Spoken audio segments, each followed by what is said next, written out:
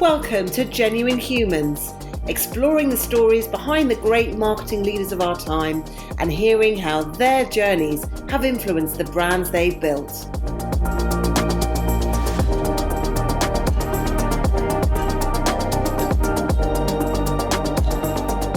Brought to you by The Social Element, here are our hosts, Tamara Littleton, CEO and founder, and Wendy Christie, Chief People Officer.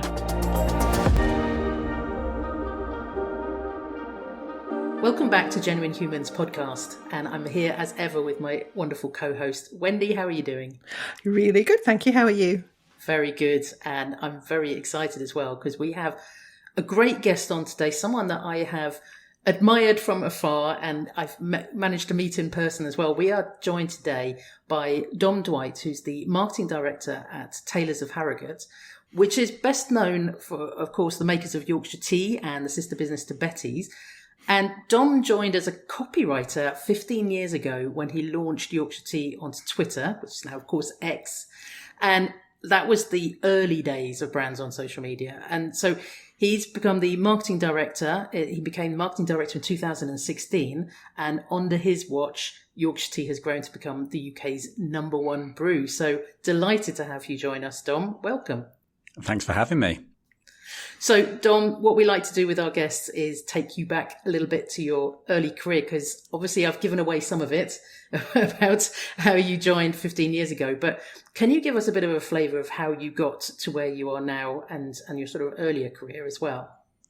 Yeah, sure. I think normally when I try and answer a question about Yorkshire Tea, I end up telling this story and feeling apologetic because somebody wanted a short answer, whereas this is maybe the first time I've ever been asked to tell the actual story. So I'll still try and keep myself under control. Feel free to pull the lever if I go too far back.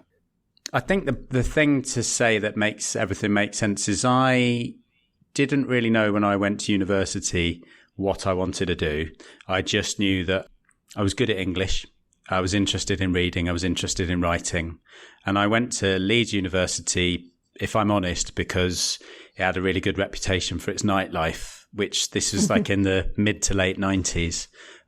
While I was at university, I actually ended up doing joint honours. I did English with History of Art, which I did because I hadn't done well enough in my A-levels to get into straight English. So that was a way in. But actually, while I was at uni, I discovered that I really enjoyed History of Art. I think the theory side of art actually really appealed to me. My brain worked in that way. And more importantly, I kind of made one of my best friends while I was studying History of Art, who, my friend Marcus, who we had really similar kind of interests in music. I played drums, he played guitar, and we formed a band. And during our time at university, we befriended a lad called Tom who played double bass, and we had this little band going for the whole time that we were at uni together. So by the time, and the reason for this part of the story is because it's true that I genuinely thought I was going to be in a band for the rest of my life at that part of my life. So we didn't have delusions that we would be rock stars one day. I think we just thought if we could make a living as musicians, we'd be happy with that. You know, the cliche is to say you just want occupation musician on your passport. And that's where I was, about 20, 21 years old. But when we finished university and we hung around Leeds for a couple of years, I think as it became what we really did for a living, it became a lot less fun and a lot more intense. So combined with a few things, I'd met a girl that I was getting more serious about, and my bandmates were getting more and more focused on needing to move to London because that's where everything was going to happen for us. And I think I just realised I needed to make a call, and I chose to leave the band. And it was tough because anyone that's been in a band knows it's basically like an actual breakup. And I stayed put, and I'm quite pleased about that because the girl that I stayed behind for is now my wife, and that panned out well. So I think I made a good call. Love that. And my bandmates got signed within about 6 months and had a record deal. So it did work out for them. Mm-hmm. But no bitterness on this part. Always really pleased for them to do so well. And then I guess the reason for all of this is partly, I think it demonstrates I never, ever had a plan. And I've kind of just gone with what made most sense in the moment. But after the band, I suddenly found that when people asked me what I did for a living, I could no longer say, well, I'm in a band, but to pay the rent, I do this dreadful, boring office job. the dreadful, boring office job was my answer. And I just thought, I need something more exciting. Started writing for a friend who worked for a local magazine. This is still in Leeds. It was called the Leeds Guide. And it was basically a kind of shameless rip-off of the Time Out template. It was a guide to what's going on in Yorkshire. And I loved that. I wrote for them for free for quite a while before a job opening came up in their team. They liked what I'd been writing. I was reliable. So when I kind of was in the right place at the right time and they had a job opening, I was in. And then I had about 7 or 8 years of working in magazine publishing, editing, sort of worked my way up to editor. We did quite a lot of other titles as well as the Leeds Guide. So there was a bit of a broad array of content that I got used to. And then towards the end, I think I also realized, so regional journalism in the noughties was basically dying because Google and digital early online advertising was killing it. So I kind of started to panic and think, with one small child and another one on the way, I need a slightly more secure and better paying job, which is how I kind of started to diversify into other forms of journalism, like freelancing for the Yorkshire Post and things like that. I had a brief stint as a anonymous restaurant inspector for the Which Good Food Guide, which I'm probably not allowed to say, although it's more than 10 years ago, so I'm sure it's fine. And through all that copywriting stuff, I basically made a connection with Betty's and Taylor's, mainly because of Betty's. And Betty's are the cafe tea rooms that are dotted around Yorkshire. So conscious not everybody, people either know Betty's and then they're obsessed with it and it's like a cult, or they've never heard of it. So if you've never heard of it, the best thing to do is imagine a Yorkshire version of Fortnum and Mason's, but smaller and more homely and welcoming, I think would be how I'd describe it. And through Betty's, I found out about a potential job as an internal copywriter. That was in 2008. So I kind of landed on my feet there. That was really a beautiful moment of serendipity. And then I've been here for 15 years since then. And I think maybe the key thing to say, and then I'll shut up for a bit, is that I joined as a copywriter. I came from a magazine company that was constantly trying to do more with less. Everything needed doing yesterday. We were really short of resources. And then I joined a business that was actually quite resource rich, and its focus was on quality. So there was a real culture of take your time and do it correctly, do it right.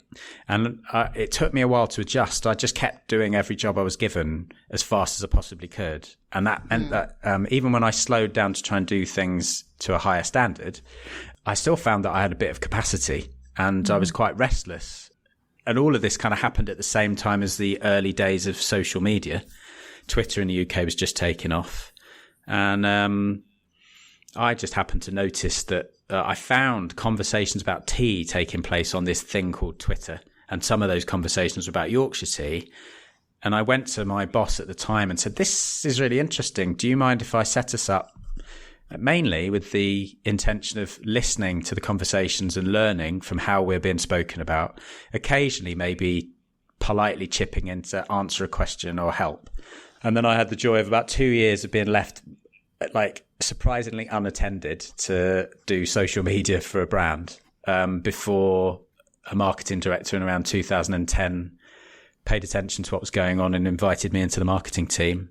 And from there, really, copywriting became social media became digital marketing and digital comms. That then became all comms, including events and PR and customer services, until, when would this take us up to? Back 2016, when my boss at the time, the marketing director at the time, left and I got the job as marketing director. So that's the squiggly career. And then I've had 7.5 years as marketing director, during which time Yorkshire Tea's just, gone from strength to strength.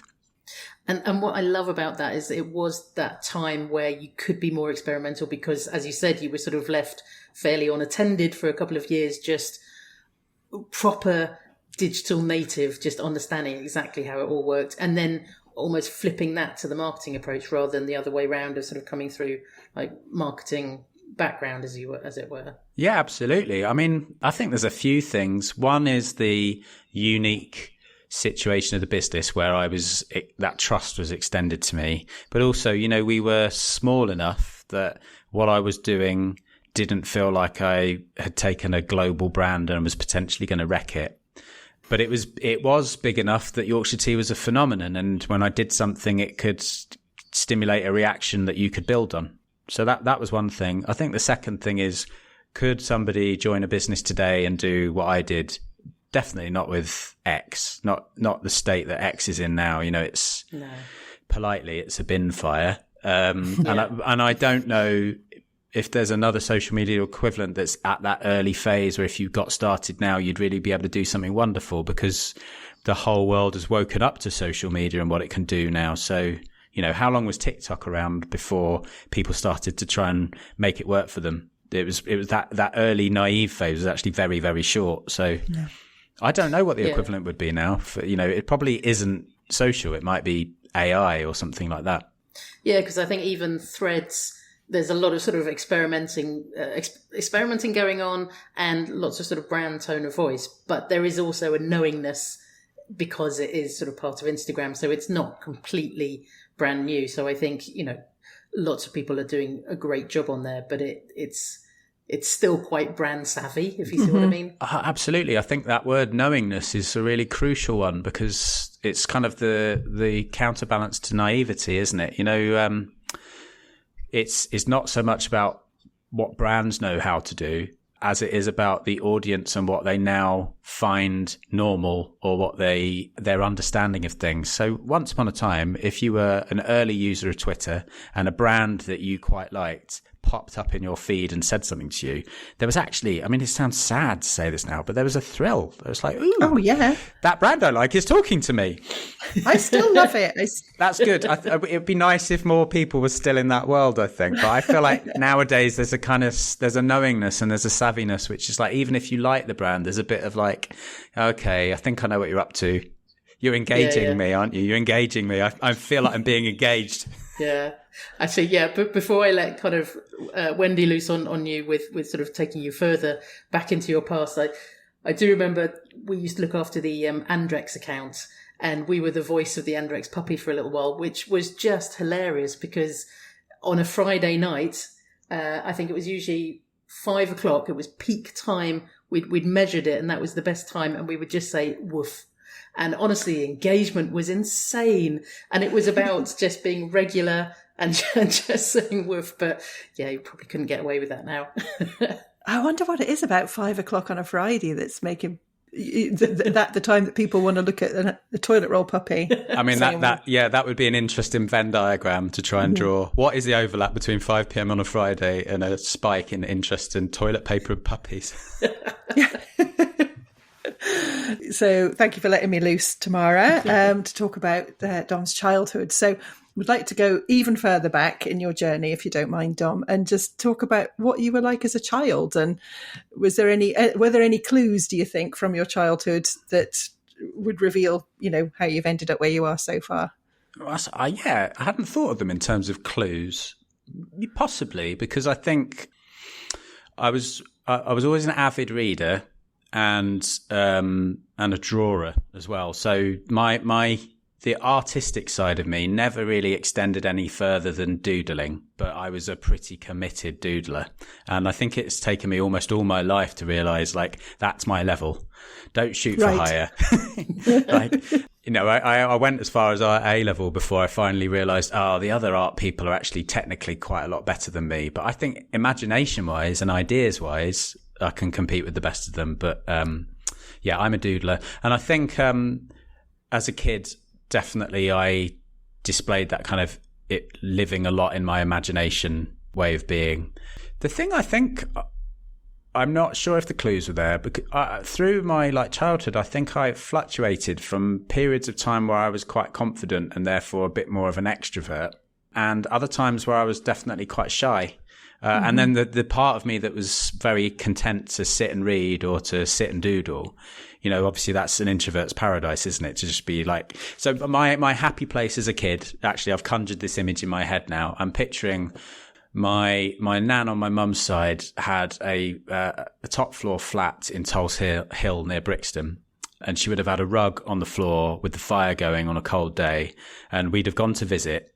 and my place would have been to lie on my belly on the rug in the front of the fire, either with a book that I was reading or with a pencil and a pad, and I'd just be doodling. So that, I think the clues in terms of the things that I'm interested in or the skills I've developed were there as a kid. Yeah.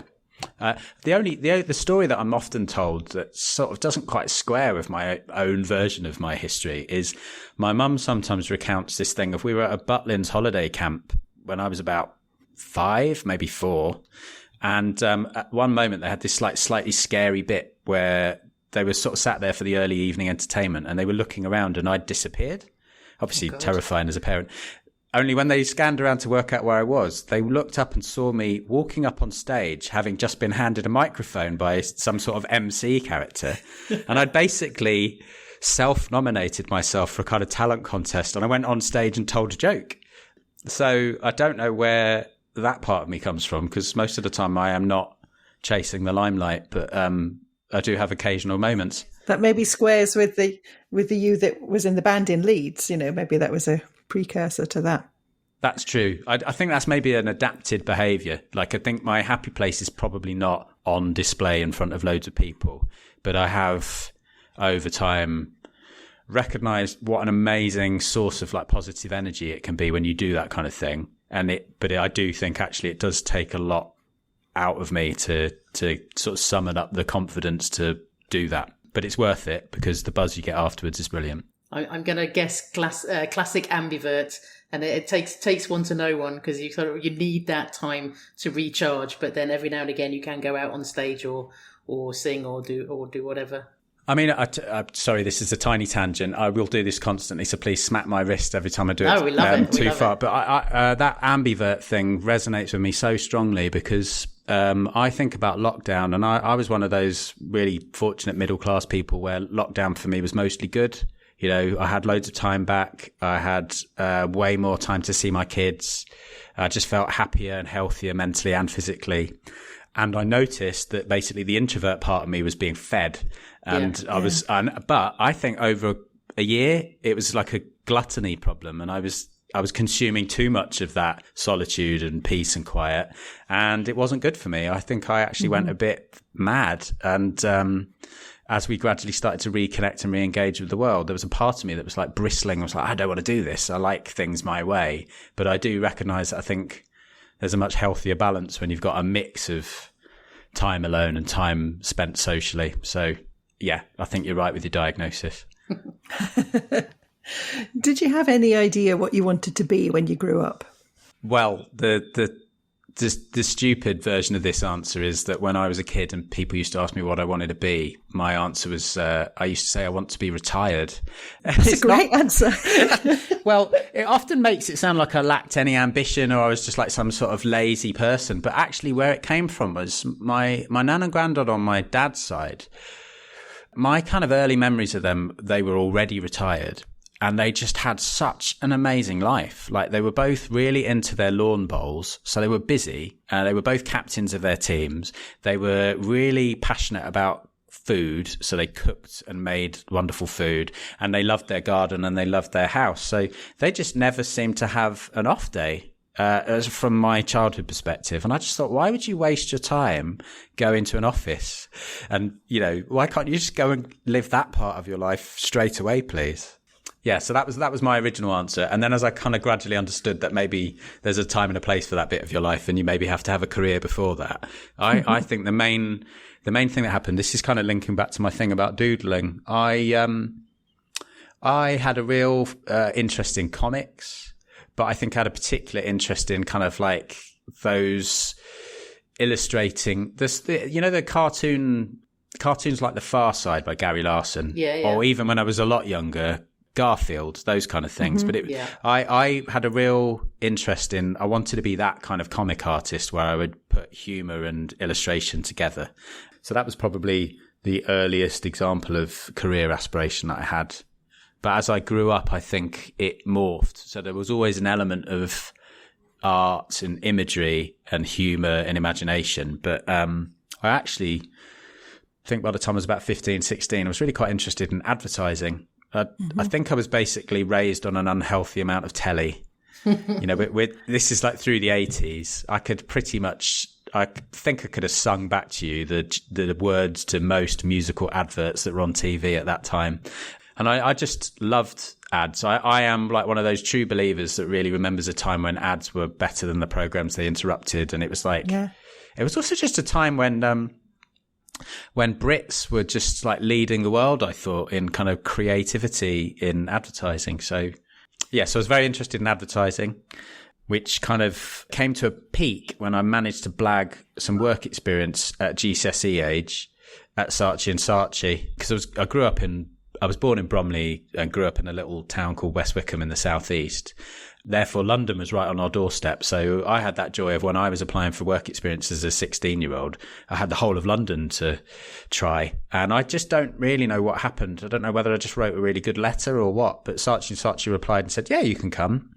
And I turned up, and they were a bit shocked when I turned up because I think they'd misread my letter and thought I was a school leaver. And suddenly they were like, oh, you're quite young. We can't really do what we were going to do. We actually have to supervise you. So I got like a guided tour of Saatchi & Saatchi for several days. In other words, I got sort of sat in with teams, and I watched the art department at work, which is where I originally imagined myself, doodling with markers all day long. And they had such a lovely setup. I thought, what a fab job. And then a bit later, I got sat with a creative duo, and I was sat next to, art director and copywriter. And I watched these two people basically just spitball ideas for, I think it was for John Smith's Extra Smooth, the bitter that was being launched at the time. And, there was doodling, there was ideas, but there was also like banter and just silliness, but silliness for a job. And that like left me with now I know what I need to do. That's where I want to be. So for quite a while, that was it. That's what I wanted. I think the only thing that put paid to that is that not long after, I became pretty devoted to, influenced by the music I was into. So this is the early to mid 90s. So we're talking bands like Nirvana, then Rage Against the Machine, Soundgarden, Faith No More, all this kind of basically alternative rock, aka grunge from the US. And I think I just rapidly developed a very anti-corporate, anti-commercial mindset, which meant pursuing a career in advertising suddenly was like, no, not for me. But now look. And here we are. Yes, the rest is history. Were there particular people that you looked up to when you were younger? Oh, loads, I think. In terms of kind of famous people that I didn't know, for example, I think I was probably there was an early stage, like I said, where I was very interested in that kind of comic art thing. So whether it's folk like Gary Larson or, I was pretty much just a straight Marvel Comics reader. But some of the art in Marvel Comics back then and today is just astounding. And it's the rate at which it's produced at that quality that's also astounding. I think my favorite comic book artist was a guy called Jim Lee, who used to draw for X-Men. And it was, I probably still got some of the pages cut out because the pictures were so incredible. So for a while, that was everything to me. It was like, I want to be like that. And as I got older, I think I replaced that with musical icons and writers. So yeah, I think for a while, I think it would have been folk like Kurt Cobain that would have had a real influence on me. For good and bad, I think it was always I find his story just so fascinating because at the same time as railing against something, he became part of the thing he was railing against because he basically just couldn't stop himself from writing a catchy hook. And unfortunately, that leads to pop music that makes you successful. So those are the kind of famous characters. I think maybe around me, though, in my family, I think I would say, on my mum's side, I've got a lot of Irish, and my granddad on that side, Grandad Paddy, cliche but genuinely, he was a Patrick. He just had such a sort of an inexhaustible supply of like creative mischief in him, and it would come out in like little sort of jokes he'd make or stories he'd tell. And I just think I've been so shaped by that if you spend too long in a situation and there's an absence of it, I just feel like I've got to fill the absence. Then there needs to be a bit of fun. There needs to be a bit of mischief. So yeah, I would say he was a big influence on me. But God, I could keep going, really. I just think everyone in my life has been an influence on me. There's lots of my friends over the years, whether it's at school or university, who have really shaped my worldview bit by bit. And how about sort of coming more up to date? Have there been people who've been particularly influential or supportive from a work point of view? Yeah, definitely.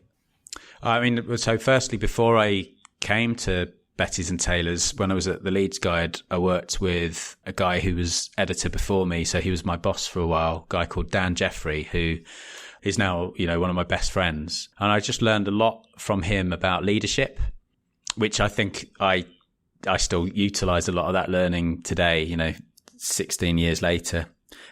And then when I've been at Betty's and Taylor's, firstly, I think I'm really grateful to a lady called Laura Crisp, who was the PR officer here, because she was the contact. She was the one who I spoke to when I was saying I feel like I need to find another job somewhere, who had kind of started thinking about me and put me in touch for this copywriter job. So that was fab.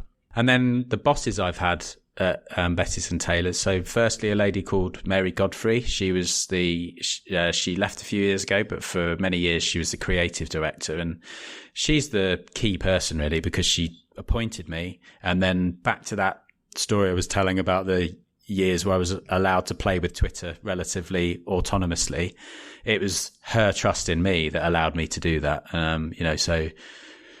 Things could have played out very differently if I had a different type of boss. And then beyond that, we had an interim marketing director, a chap called Richard Tolley, who I think has now gone on to work for Kantar and still there. Richard is probably the person who's responsible for Yorkshire Tea landing on the idea of proper, which, in the decade since then, we've really built on and solidified that. So I think the business owes Richard quite a debt for that. And then personally, I feel like I owe Richard quite a debt, because it was Richard who spotted what I was doing on social media and said, I think you should come over to our team and join the marketing team. I want to make what you do part of what we do. And at that, I think, was another moment in my life where somebody extended some trust in me, but created a space that wasn't mapped out and just said, see what you can do with that, which worked really well for me. And then just a couple of other name checks, if that's all right. I think after Richard came someone called Simon Isles, who's a marketing director for, I think, between 2012 and 2016. And what Simon did, I think, was he just really lent lots of confidence to the marketing team, which was then exuded through the Yorkshire Tea brand. So there was a period of time where I think we all grew in confidence in terms of how to have fun with the Yorkshire Tea brand in a way that befits the brand. And I just think he really laid the foundations for the work that I've been able to do since then. Do you know what I really love about the fact that with the sort of the power of social media is that, of course, it's the voice of Yorkshire Tea, but there's a little element that comes from you and from all of your influences and from grandfather Paddy as well. And all of that goes into the sort of how you create social. And I think that makes it so very different. And I know that you're really, a believer in the power of social media, but how do you think that brand communications through social media actually influence people? Well, firstly, thank you. I really love that idea that I've kind of set Yorkshire Tea on a course, but the truth is I haven't touched Yorkshire Tea social media for about at least 7 years, if not longer. But what's been brilliant has been able to gather a crew of people, and in particular one person, Tom, who is the main person that is behind the voice of Yorkshire Tea on social media nowadays. And it took a while to find Tom, because he needed to find exactly the right person who had the right grasp, and then for Tom to find his feet and learn like what works and what doesn't work. But what I love about it actually is I think Tom takes my attempts at creative mischief, which essentially constitute dad joke level. And what I think we've got in Tom is we benefit from somebody who really ought to be either a stand-up comedian or, a writer for sitcoms and comedy shows, but he's quite happy, scratching his comedy itch, working for Yorkshire Tea. So, but it's nice. It's that idea of a kind of continuum rather than there feeling like there's a severe change when you move from person to person. I think maybe back to your question, sorry. I feel like the way that social media kind of influences people has really changed, because as we were saying earlier, you know, in the early days, 2008 to say 2012, I think there was just a period of time when we were in a relatively naive place. So, you know, even just making that first connection with people meant that there was a sort of buzz as people realized that their favorite brand was online and was there to be engaged with and stuff. And then I think gradually the world has wised up, and that is both a good thing in that both brands and audiences kind of started to learn how else social media could be used. So, you know, I don't know, a really simple example would be things like co-creation, crowdsourcing. You know, that's great. That's the positive side of things. My favorite bit, because it's the pointless bit that's just fun and doesn't really, is just the layers of humor that build up on the internet when you start to reference things that only make sense and are funny if you understand the thing that's referenced behind that, you know, kind of meme culture, really. I love how that has become, I feel like the internet is almost like it's another country. Yeah. And it's great that Yorkshire Tea is like a citizen of that country, just like any other person can be.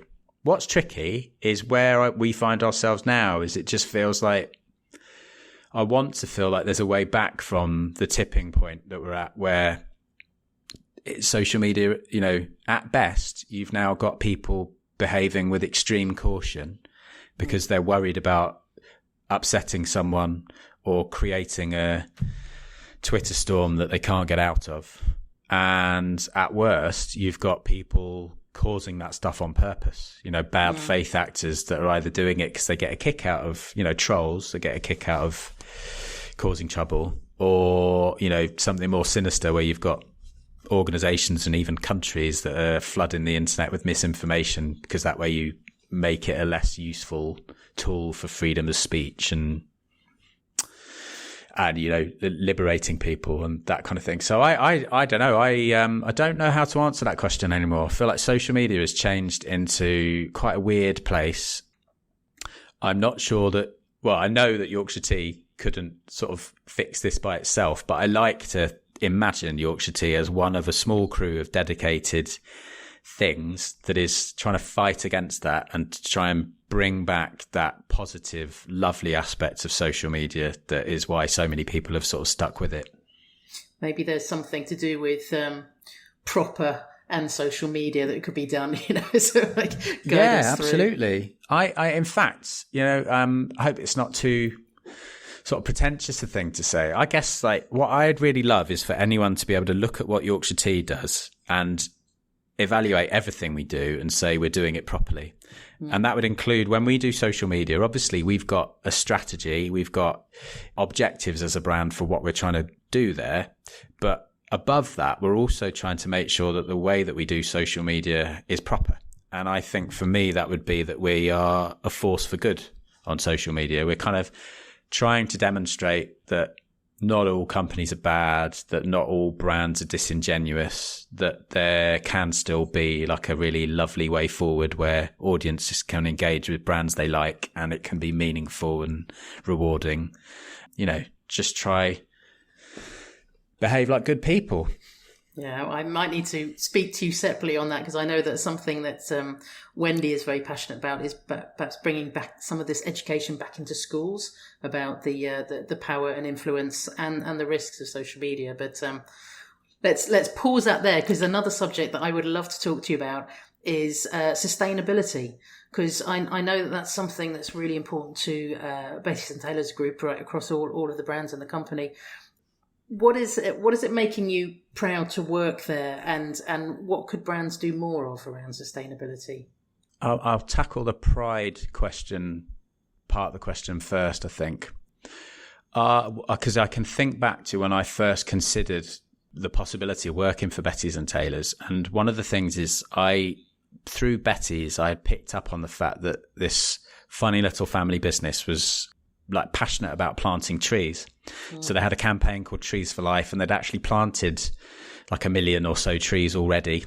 It had been in the local press. I think Prince Charles had come along to plant like it might have been the 2 millionth tree or something like that. And there was this wonderful story about Jonathan Wild, who back then was the family CEO because it's a family owned business, and he'd made a promise to his kids that if you find a way to plant one tree, I'll find a way to plant the other trees, and together we'll plant 1 million. And I still think I had elements of my mindset that were set against corporate culture.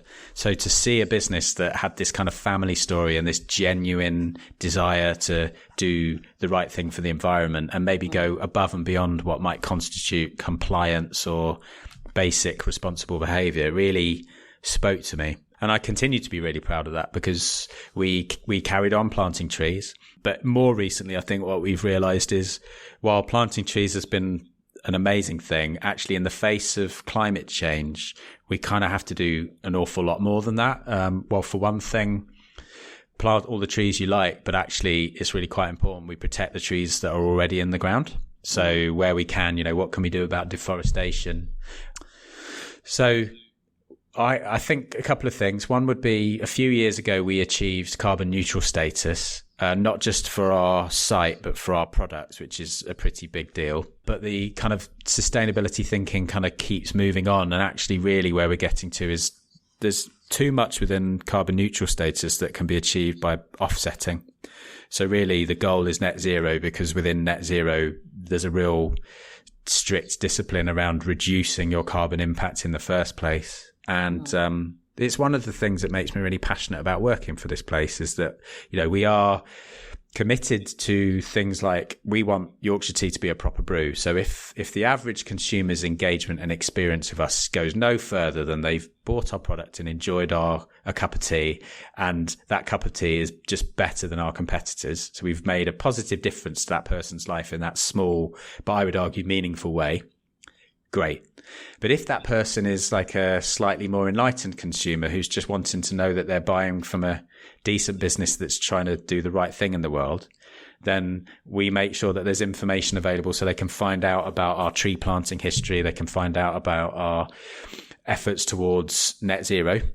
Equally, the key, there's an overlap between environmental policy and ethical policy when it comes to tea and coffee workers. So, there's a real overlap there between like, how can we work with our suppliers so that they are helping us have a better environmental impact at the same time as do things that lead to a better livelihood for themselves. So, I won't go into detail because this could take up a whole other episode, but, little things like, the type of fuel that's used to fuel the stoves that dry tea leaves out when they're picked. And if that can be switched from unsustainable timber sources or coal to a more sustainable timber source or a fuel efficient stove. Or in coffee actually thrives and grows much better when it's shaded. So are there efforts to ensure that coffee farms can be interspersed with native trees, which is good for coffee, leads to better quality coffee, which leads to a better price and more money in the pocket of the farmer. But it's also good for the soil, leads to less degradation. It's good from a carbon point of view. So as you can see, I could talk about this stuff forever, and I'm not a sustainability expert, but it's the side of the business that has always meant a lot to me, because I feel like as a marketeer, I am happy to go out and make the promise that the brand makes, knowing that we back it up with the things that we do behind the scenes and in the supply chain. And I think maybe that family business, it can bring out that real passion as well. And I think it's so great that you are so passionate about the sustainability. You're doing so much and you've achieved so much, but have you ever thought about what you'd like your personal legacy to be?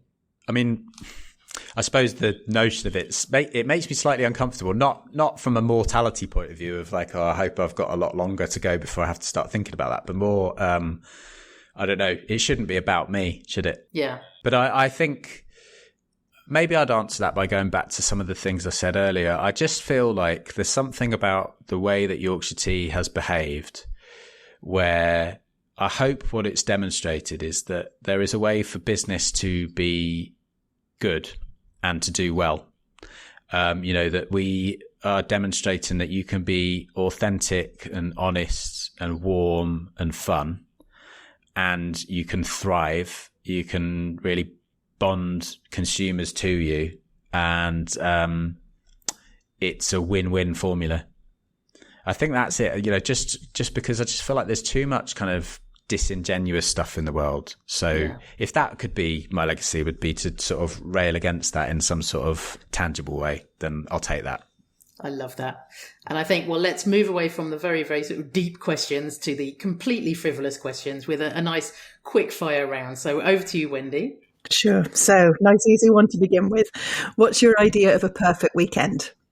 I absolutely love the sea.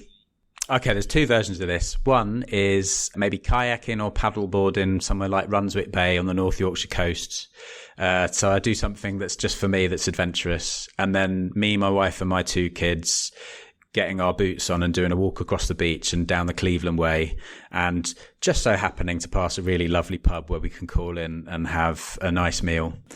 So yeah, that's it really, the sea and walking.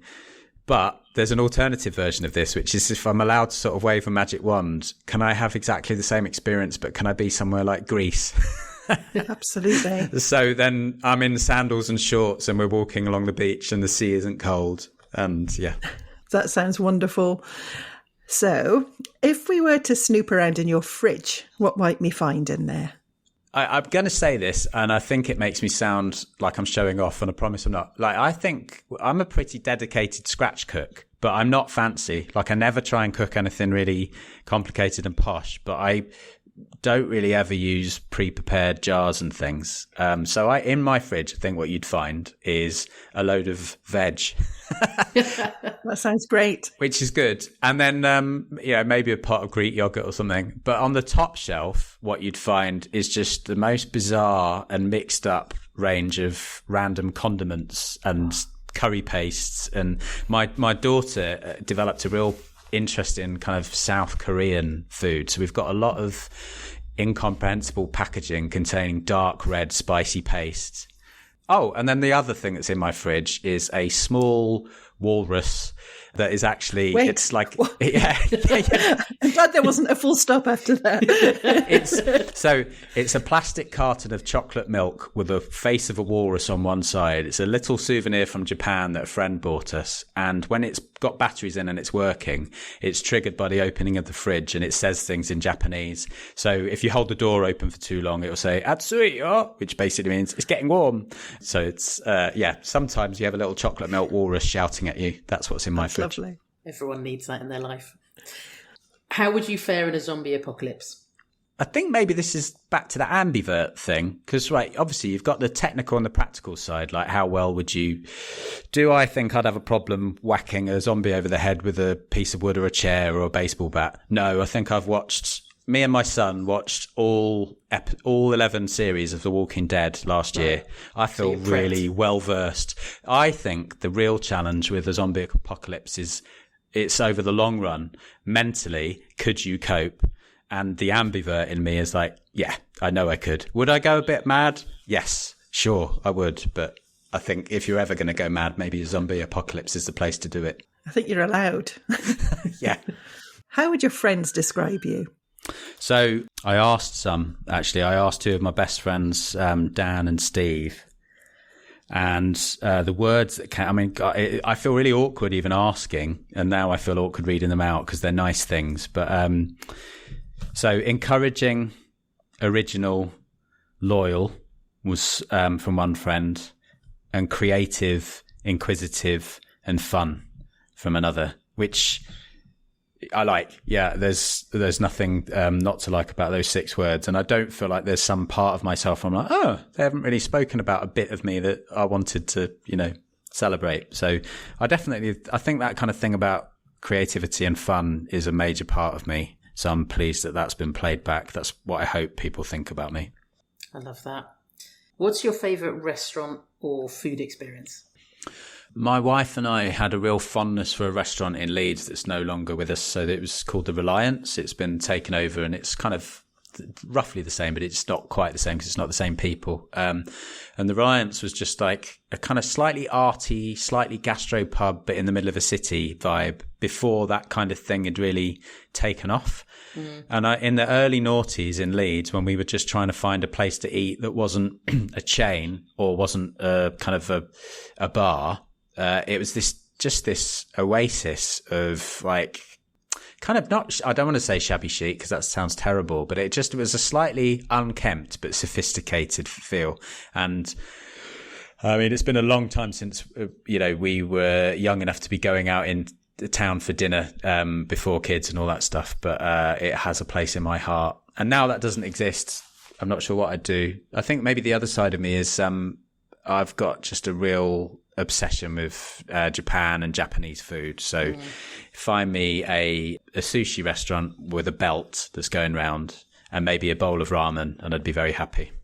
And preferably a little walrus that's speaking to you at the same time. Always a walrus, yeah. Karaoke. Are you a karaoke kind of guy? Obviously, you get up on stage and tell jokes to audiences, but do you have a favourite karaoke song? I mean, what was that? That's like 40 years ago. So yeah, I've missed something out of the story. So the band part of me has come back in a small way, in that we've got a charity band at Yorkshire Tea. It was instigated by a very motivated organiser of people who works here called Steve, who plays keyboards. Steve rustled up enough of us to form a band, and we basically play covers. We're called Brew Unlimited. I was going to say, has it got like a pun name? Has it got a tea-related name? Of course it has. I'm proud of the name. There are 5 of us. I play drums, and I'm the only one that doesn't sing, and that's for good reason, because I shouldn't. I think if I was forced to do karaoke, I'd probably pick something for my wife, who is a absolutely devoted Elvis fan. And on my wedding day, I actually quoted a little bit of The Wonder of You. So I think that should probably be the number. Old romantic. Love it. We've covered a lot today. Is there anything that we haven't covered that you wanted to talk about, or giving the platform to you? Have you got any closing thoughts? I think maybe it's not so much that there's something we didn't cover. I think I really want to just pay tribute to the overall idea of this podcast, because it really speaks to something that I believe in, and that hopefully I've touched on a bit in my own way through this chat. I think there's something about celebrating the human. I think the work that I've done on Yorkshire Tea has been in many ways about trying to get across the humanity of Yorkshire Tea, and also to try and maintain the human connection between us and our customers. So that's one thing. But then I really like what you're doing, because I think this idea of trying to highlight the human behind the stuff is just, I think that's going to become more important, actually. I think it's already important. But if you think about the world's obsession with technology, and I'm not a Luddite, I'm not saying technology is a bad thing. I'm just saying we need to maintain the balance. So if we're all going to go away and get very, very excited about the metaverse and AI and everything, could we also make sure that we don't lose sight of the kind of analog bit that is, us and what makes us tick?